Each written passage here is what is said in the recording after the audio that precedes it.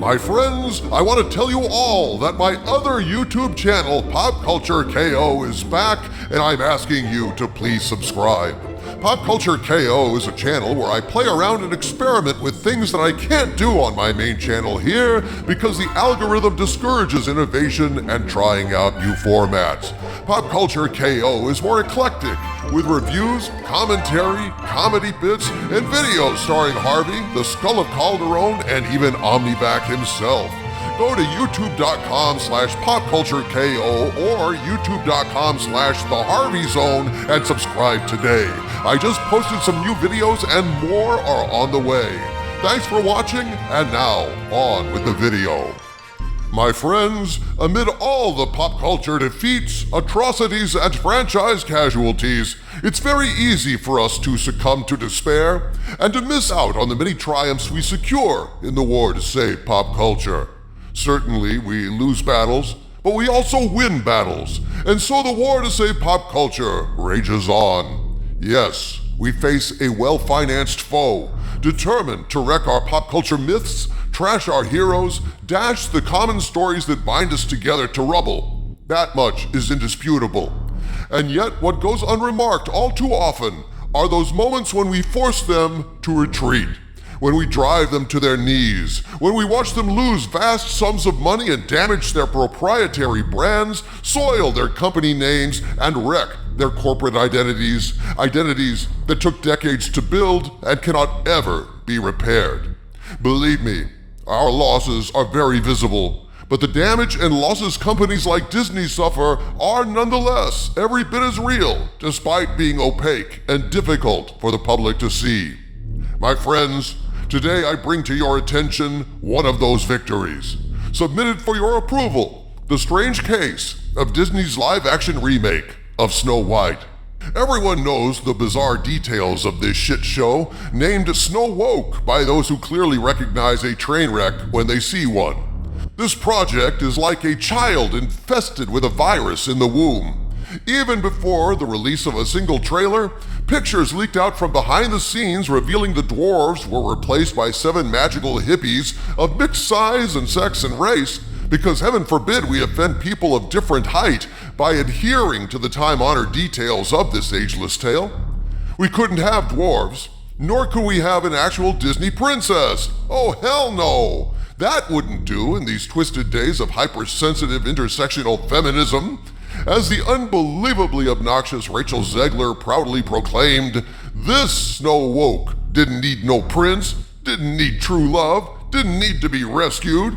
This princess was a leader, stunning and oh so brave. In other words, the steaming pile of woke vomit was Snow White in name only, since literally every other aspect of the story was changed. And Disney was adamant, this is the right way to go for social justice and so on and so forth, blah, blah, blah. And yet, despite their stubborn commitment to this whiny-ass DEI ESG filth, Disney was cowed by the almost universal scorn and hatred directed towards this misbegotten shit stain of a project, and suddenly the dwarves were back in, and the 7 magical methadone addicts were put on the back burner. Suddenly, a hurried shot of CGI dwarves surrounding Snow Woke appeared in the press, and news of reshoots was released. So what's the latest about this troubled production? At this point, I must state that what I'm about to share with you is information provided to my Hollywood spies by sources claiming knowledge of the situation, but since I cannot personally confirm any of it, I am presenting it as unverified rumor, and I ask you to please take it with a grain of salt. So before I get into the most recent update my Hollywood spies sent me, let's review what my spies initially discovered about these reshoots.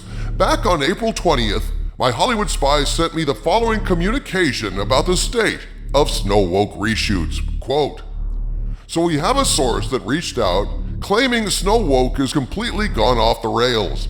The actress Rachel Z is impossible to work with according to this source. It's like working with a 5-year-old.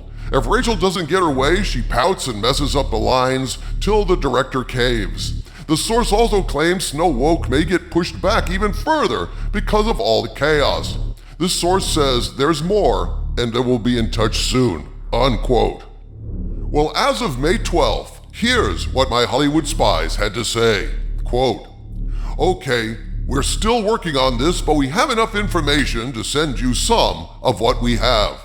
A week or two ago, we had a walk-in claiming to be on set, making some bold claims about Snow Woke. Rachel Z was almost impossible to work with and was purposely botching takes and other stuff we told you about. What we didn't say was this source claims that Disney was planning to throw out all the new stuff and completely start over again. We really didn't believe that.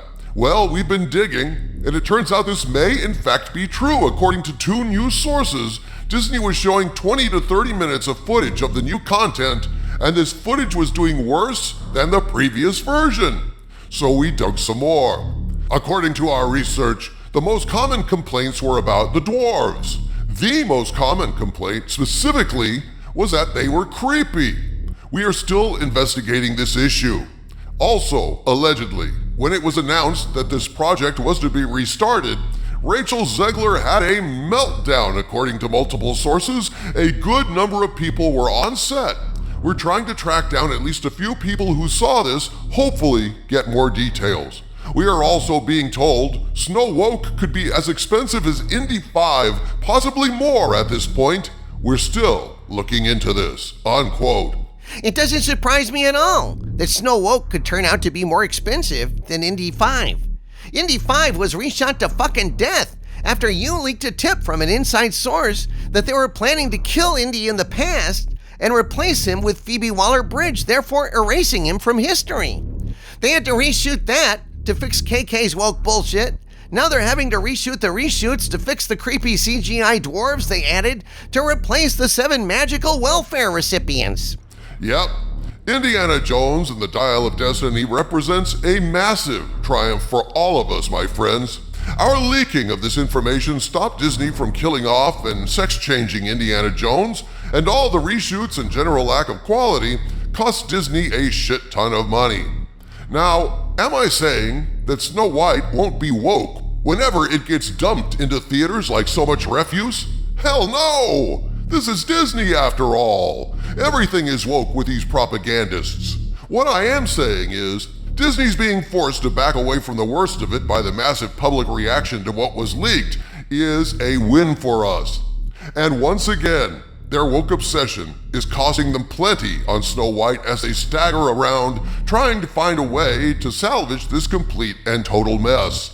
The best thing they could possibly do is cancel the whole thing, take a write-off, and move on, because this atrocity is already doomed at the box office after all the negative press, much of which resulted from Rachel Zegler's big mouth. Folks, this is a win for us. Though less publicly visible, this is what winning looks like, my friends. We're losing a lot of battles, but we're winning them too. Never forget that while it's easier to see our defeats, our victories are there for those who have eyes to see and ears to hear. From the center of the earth, this is Victor Van Doomcock bidding you all, my friends, stay angry.